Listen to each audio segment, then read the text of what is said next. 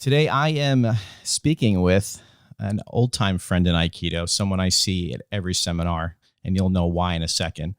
But I have the pleasure of speaking with Sensei Laura Pavlik, who is a sixth Dan Shihan and chief instructor of Litchfield Hills Aikikai, and also the director of operations for the USAF, which if you don't know who Laura is in the USAF, you've been hiding under a rock forever. But Laura, welcome. Thanks so much. Thanks very much for having me, Jonathan. It's great to see you. Absolutely. In fact, real quick, because I've been doing this, I am wearing my Iwaka Sensei, Yamada Sensei seminar from fall of 2018, right? Is that Montreal? Montreal, yes. And I learned an important lesson at that seminar. Check your credit card international fees before you go. Because I have one credit card, like it's like a World Elite American Airlines. I just stack miles with it. I usually get like 2 first-class tickets every year for using it for businesses, but they have lots of international fees. So I got home and I'm like, what's $80 in fees for like 3 days of training? I was like, it's crazy. Yeah, a lot of taxes in Canada for sure. Yeah, but it was an amazing seminar, and I have a nice picture with you there, which I'll put up in this video. Oh, great! At the end. Great. But thanks so much for coming on. So I want to talk to you about a couple of things. Okay. And first, let's talk about your dojo. You're in Connecticut. You're in a great part of Connecticut, and you've been doing Aikido now going on 40 years.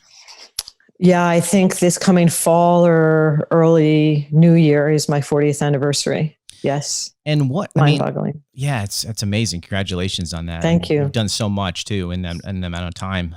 What has been the biggest,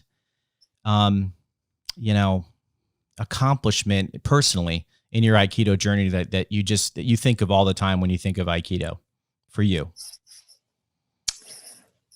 Well, that's a hard one because the journey never ends. Right. And every accomplishment that was marked by a rank was a moment of disbelief. And then the only thing that, you could look and see how far you've come, and then you get your rank and you look and you see how much more there is still to go. So I wouldn't put rank as the most accomplishment. Sure. Kind of tying into the current situation, I would say, for me, the biggest accomplishment is having a group of people who are willing to pay dues and practice on Zoom with me and, stretch on a hard floor and show up when there's nowhere to show up.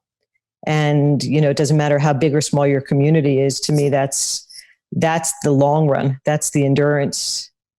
So I would say where we are right now is my biggest accomplishment. That's an excellent point. I was thinking about that the other day because, how do you measure the success of a good instructor, right? Is it how good they are in the technique? Is it, how many seminars they've been to? I think it's quite honestly how many people you can get to follow you in tough times and stay with you. And you just touched on that. So I wasn't planning on talking about rank, but it kind of sparked something in my mind. Sure. But I always remember, you always remember like Shodan, right? That's like, who doesn't remember Shodan if you've been training for a long time? So I remember when I passed, Demko Sensei said, congratulations, you've now earned the right to start training, for real. Like he translated it as serious student. And what I want to ask you is, rank isn't the most important thing. It's more of a stamp, I guess, of some progress you've made and commitment you've put into the art. But, what do you see in your students as people progress? Like, what are some of the big differences, in your opinion, between Shodan and Nidan and Sandan, et cetera? What do you see as the differences besides the technical piece, but more of the intangible? So I see what happens to them personally and what they convey to me about themselves during the process and after.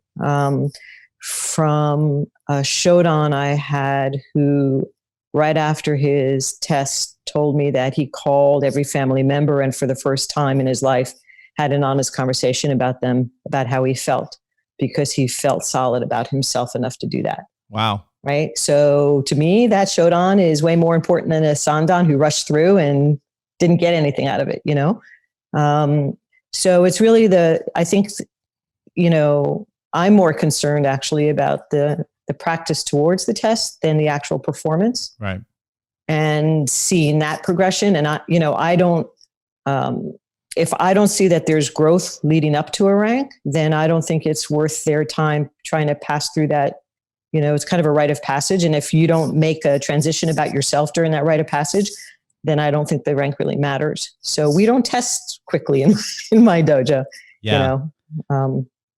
My teacher kind of went through that same thing. He used to joke and say, when you're looking at testing, the Demko sensei would say, when does your social security kick in? Like that's when you're ready to test. But like in our dojo too, like you said, the whole test is everything leading up to it. And that's where you put the hardest work in. That's where you're being evaluated, right? Quite Absolutely. honestly. And a 5th Q test shouldn't look like a 4th Q test.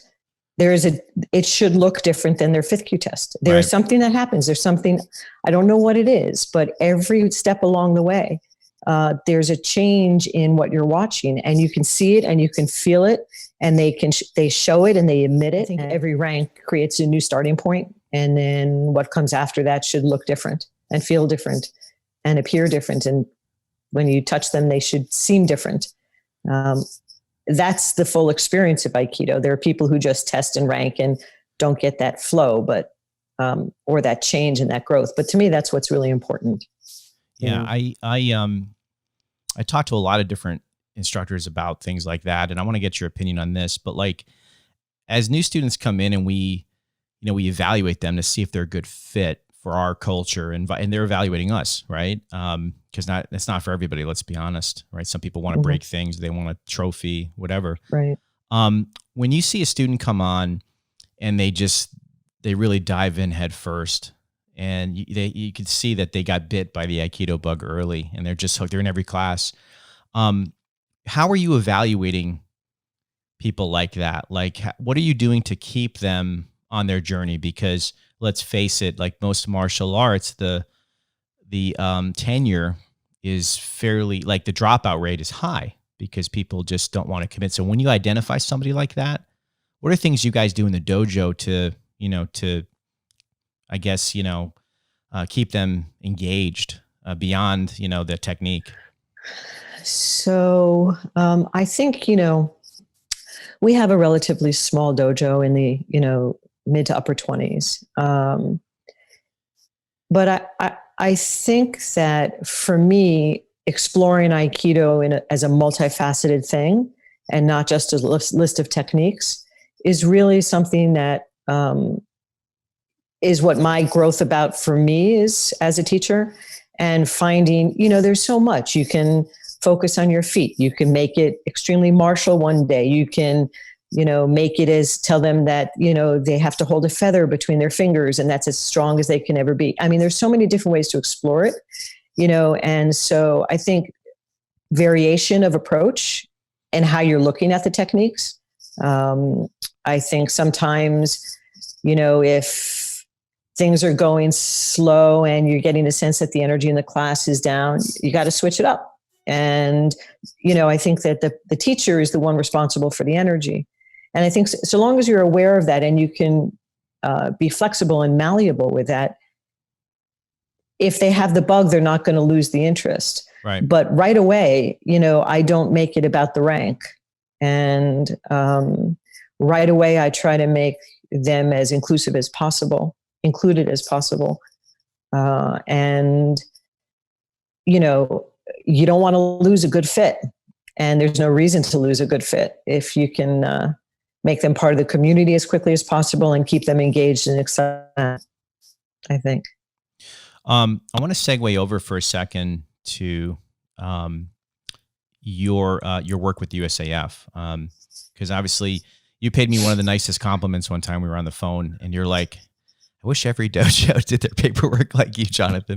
And I can't imagine, like, you're just sifting Funny, through. The small things that make us happy, huh? Yeah, I get it, because I'm a little bit in my own dojo. I'm like, I want things, precise and crisp. So like I could appreciate your role, and I'm like, why do I want to make this any harder on you? Thank you. I do want to ask you, how did you get the opportunity to be in the position that you're in as the director of operations for the USAF? Like, take me back to your early involvement with the board and Yamada Sensei. So basically it started with me just helping the previous secretary part-time, just with some Q stuff here and, some small stuff. She was a close friend, and, I was raising kids at home, and I was just started helping out. And then that pretty quickly transitioned to me coming on full time as the sole employee. And, my history with Yamada Sensei is he's my teacher from New York Aikikai from 1980.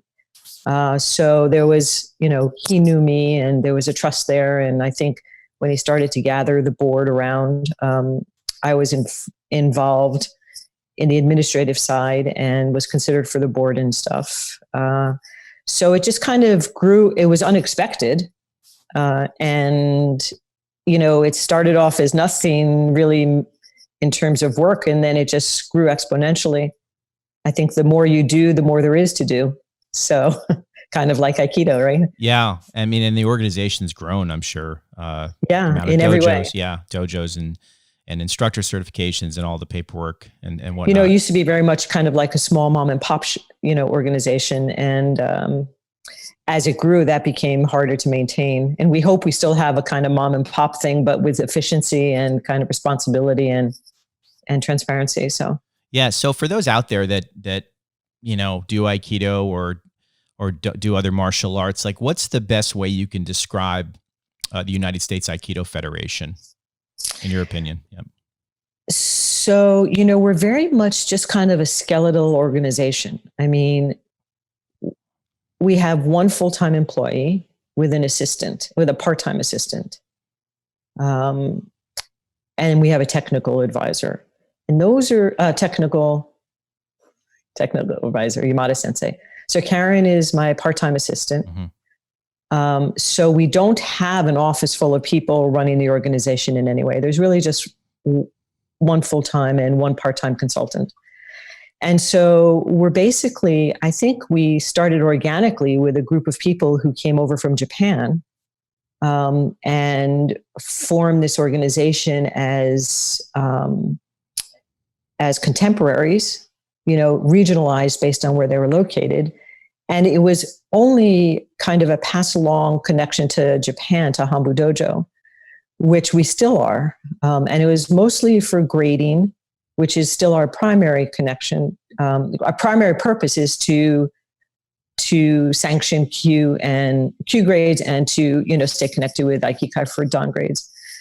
And there's an enormous amount of administration for that. And then we took over summer camp many years ago. It was never a USAF event. It was a combination of New York Aikikai, New England Aikikai. And then, so camp became something. So now we're also the organizers of, the major seminar for the year. But with this skeletal organization of, an administrative support, which has several components, it's really, the flesh of it are dojos, instructors, and students who have history together, who follow any of the numerous lineage branches that come off of this main tree, for which there are many, who respect and love each other and want to train together, and whose connections to our teacher and our teacher's teacher, we're almost at who is your teacher's teacher. For the first 50 years is who's your teacher, and now we're getting down to the second and third rung of the ladder. And I think more than ever, keeping the tradition and the history of the organization and the people in it is really vital as the base of this pyramid grows bigger. And the connections to, like you said, your first memory of Yamada Sensei, as those Shihan become farther down the road, I think the Federation is really a place for people to want to share their Aikido experiences and remember what came before and look forward and be excited about what comes ahead. I want to, you mentioned Karen DePaula a minute ago, and I want to say hi to her. She's terrific. She's awesome. Yeah, I couldn't do it without her. She's great. Such a awesome person. She smiles, gives me a hug every time. And I see you at camps, same thing. You guys are just awesome together. I have to apologize. Sometimes I'm a little busy at camps, and I know I don't always. No, trust me. Not an easy time. I get it. I'm trying to just get in, say hi, and roll. I know you have a massive agenda, especially at those seminars, because I know you guys run your meetings there, your TC meetings and your board meetings. Well, the Florida Winter Camp is not a USAF event, right? But we do hold our meetings there, and there's dawn testing and everything. So it has us pretty occupied has me very occupied for the weekend. Sure. What's been your biggest satisfaction in this USAF experience so far for you, which is separate than your dojo? Obviously, you're supporting our organization in a big way. So I think the Federation has done a lot of really good stuff. And I'm, honored to have the trust and the faith of the board and the TC and the members to deal with me, work with me. But I would say what it's done for my relationship with my teacher and my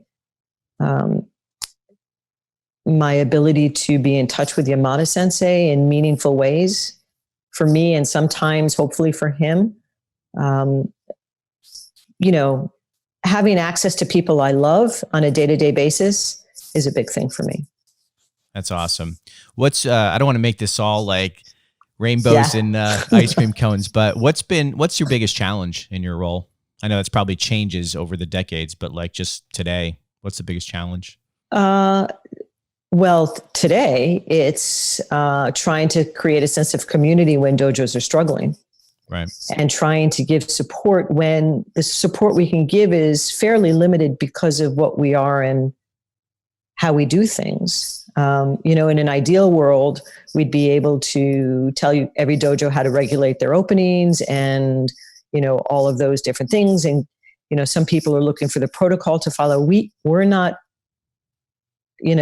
state, local, we're not legal, we're not medical. Right.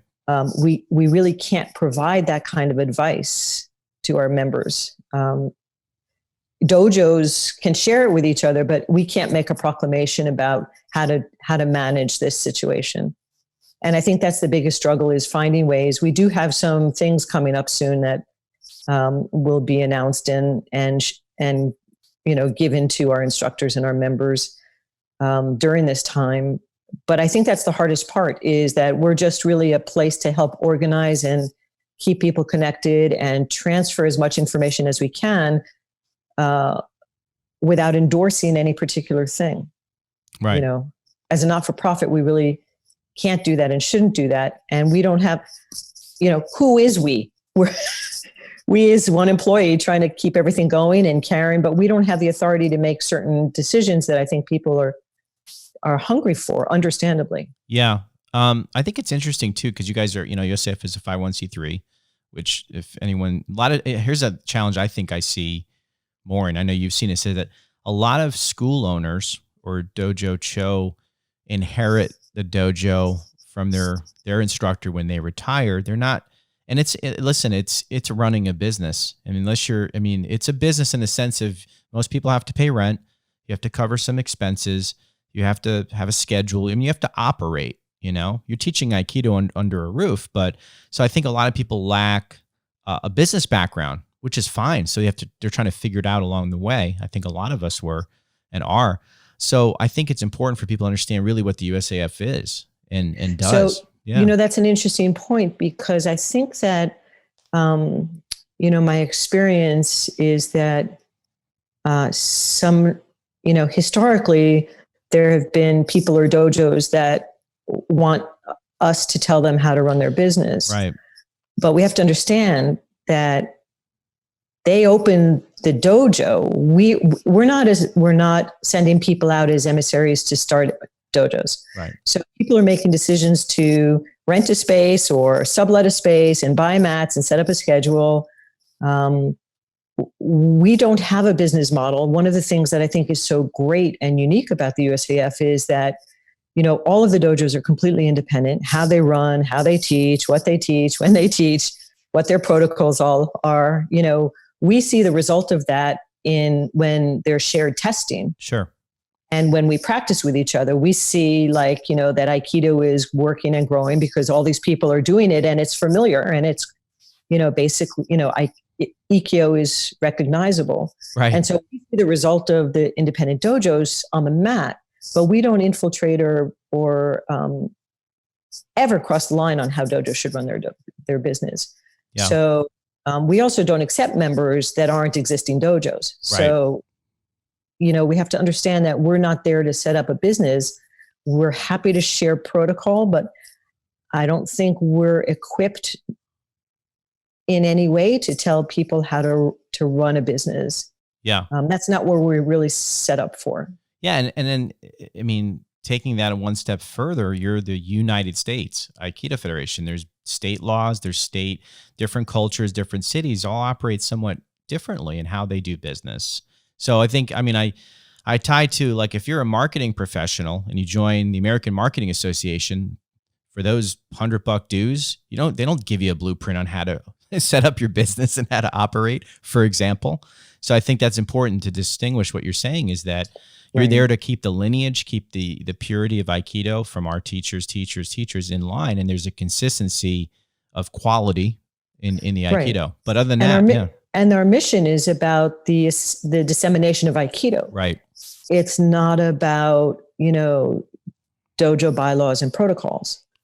And so what we have is really such a diverse membership in terms of practitioners, in terms of instructors, what dojos look like, how they teach. And I personally think Aikido really is an art, and there's a lot of individual expression in it. That's not to say technique shouldn't be accurate. Right. But, we all find our ways, and deciding to become an Aikido teacher is an individual's responsibility. It's not, who they pays dues to responsibility. Right. To make that determination that that's what you want to do with your life. It's a big journey to be an Aikido instructor, and have your own dojo. Totally. Yeah. Totally. Yeah. So, I hope this helps for people who aren't really aware of what we do.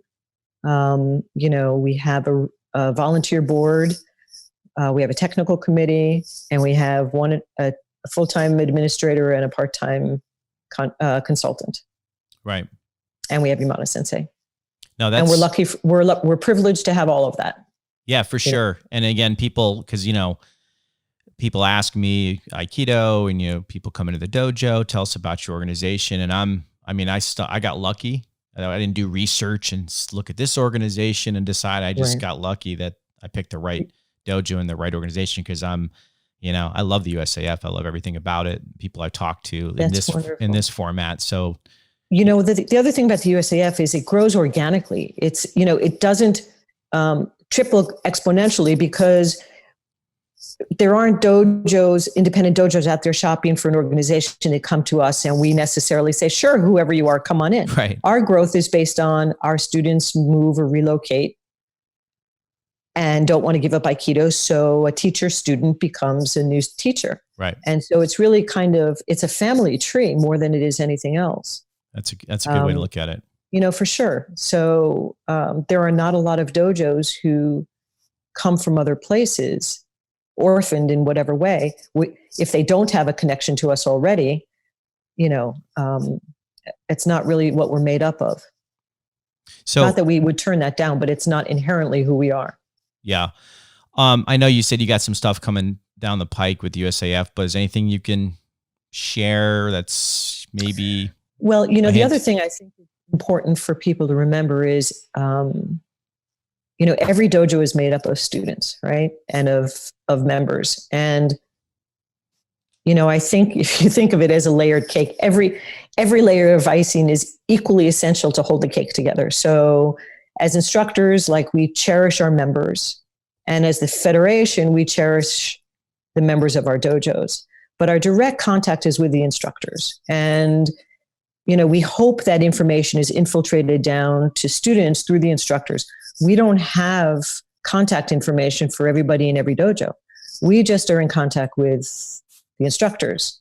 As you know, the membership in a dojo fluctuates endless. Like you can send me a list of your members in May, and in June you can have 3 new ones, 2 who took a leave of absence. It's a forever changing thing. And right. We don't have access to them. And we're, an individual is a member of the USAF through a USAF dojo. Right. And so our connection and avenue for disseminating information and support system is how to help our instructors and how to support them in their running a dojo, administrating tests, all that kind of stuff. What was the question? No, not at all. You covered it for sure. No, I think I had something to say, and none of that was it. No, that was great because I'm a dojo cho. I work with you, and for the things that you do. Okay, so what you had said is what's coming down the line. Yes, that was the question. So we do what we can to give information to our instructors, and it's for you to use it how you want to. So, the board and the TC have been meeting and working on ways that we can assist during this time when dojos are closed with more communication, different methods of communication. We have a fun thing coming up. I mean, I hope these will be announced within the next couple of weeks or so to build community, to see if there are ways we can help support dojos in as much as possible given our limitations. Mm-hmm. So there are a few things coming up that the committees are working on right now, and hopefully they'll be unfolded in the near future. Cool. Yeah. The whole thing is, seeing each other, talking, practicing. The one thing that keeps us together isn't there. And, not having these seminars is a big deal for a lot of people. Yeah, for sure. A lot of instructors, it's their livelihood, it's just, I don't know about you, but it's what makes our life fun. Yeah. Month to month and year to year. Absolutely. So there you go. Awesome. Well, I really want to thank you for blocking some time today and chatting with me. Very good information. I think a lot of people need to hear about the USAF. Good. Yeah. I hope that it helps. And I do want to just say one other thing, which is, we are a very, very rare and unique situation in that we have an original Japanese deshi from O-sensei. And that one of the primary lineage people is still our leader and our teacher. And I'm always grateful for that. I think people in the USAF are enormously grateful for that. And I think that we should embrace that as long as we can for however long we have it, because the world changes when these, icons aren't with us. And, I think the Federation does its best to support everybody in it, understand where we came from, understand the culture we come from. We all came to Aikido because of that. We didn't choose an American art. Right. Right. And so, I just want to say that Yamada Sensei is clearly, and Kanai Sensei and Tohei and Chiba Senseis, they're why the USAF is what it is right now. Yeah, so, no doubt. Yeah. I hope he gets to watch this. Hopefully we can get it in front of him. But I want to just thank you again for spending some time today with us, and really well, thanks, Jonathan. You're doing great stuff with all of this. Thank you for reaching out to everybody and keeping us all connected in this way. It's terrific, and I'm very honored to be here with you. Oh, thank you so much, and thanks for that compliment. To me, it's like if we can't practice, we can talk to people that we like about Aikido. It's maybe the next best thing. I don't know.